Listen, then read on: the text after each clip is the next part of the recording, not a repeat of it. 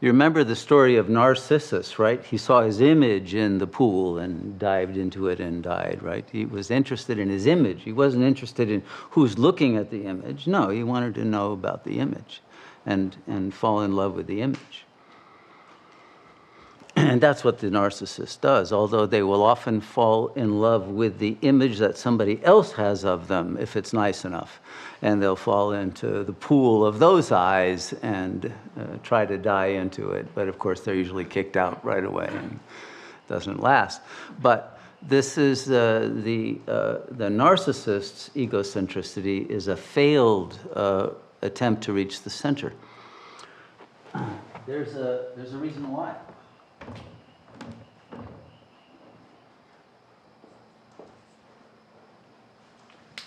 The human narcissistic ego is obsessed with wanting to be somebody.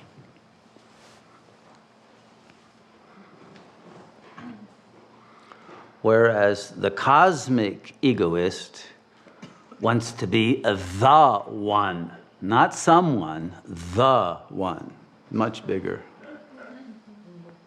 but not a body, because the one ain't got no body.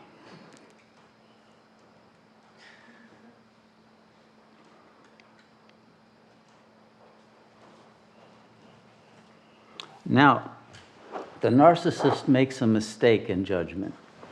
Okay.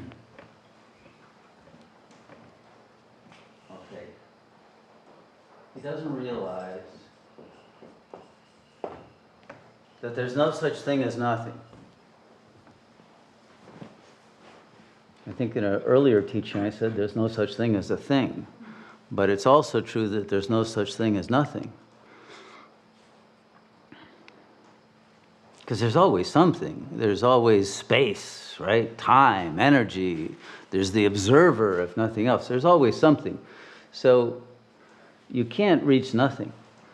But that's nothing with a small n. And then if you finish the sentence, you would have to say,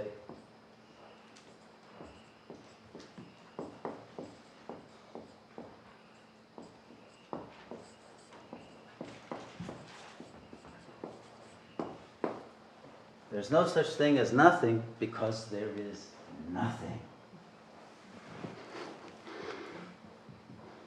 The nothing. And what the narcissistic ego doesn't realize is the difference between the small n nothing and the big N nothing. Because the big N nothing is another name for God, or the self, or the one. Because it's no thing, because a thing is relative, limited. But it is that nothing, with a capital N, that pervades and perceives and dreams the everything. The everything comes out of the nothing. So which would you rather be, the source or the effect? The dream or the dreamer? Here's the difference in a more practical metaphor. Your life is like being in a car on a journey.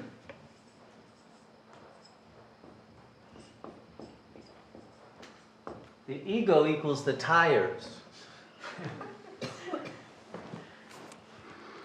Because the ego is where the rubber meets the road. Now, the narcissistic ego wants to be proud about how good its tires are. My tires can handle the worst roads in the world. You know, I can deal with rocks, mud. I can deal with steep mountainsides. My tires can go anywhere. Off-road, on-road, doesn't matter. I can do anything.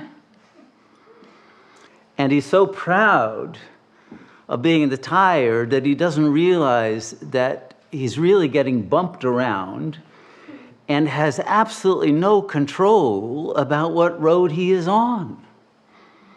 He's happy about the quality of the tire he has created in his own fantasy, but he has no control of where the journey is taking him.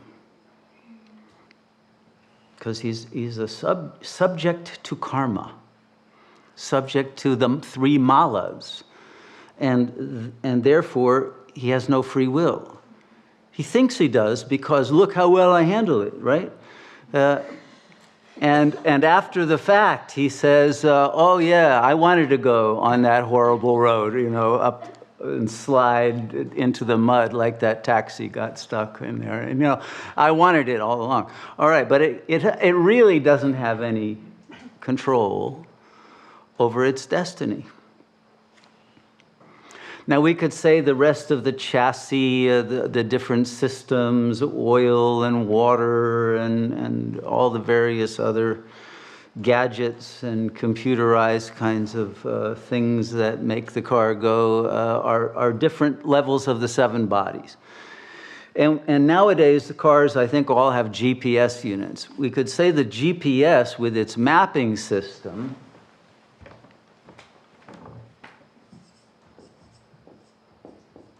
or that woman who always tells you, turn left at the next corner, and gives you instructions about the best route. I'm always listening to her when I'm riding in the car these days. She's very nice, really, but the GPS is the soul, all right? But the GPS doesn't determine your route either. Even though it might know the best route, it doesn't determine it. It's got the information, yes, but it can't make the decision. It's the Atman who's driving the car. Now, who in their right mind would prefer to be a tire to being the driver? Is there anybody? Some people would say, yeah, tires have more fun. The driver's sitting there, it's got too many shock absorbers, it's too easy, And, they don't even have to pay attention. They can listen to the radio. They can have all of these sublime kinds of feelings. The tire's doing the work,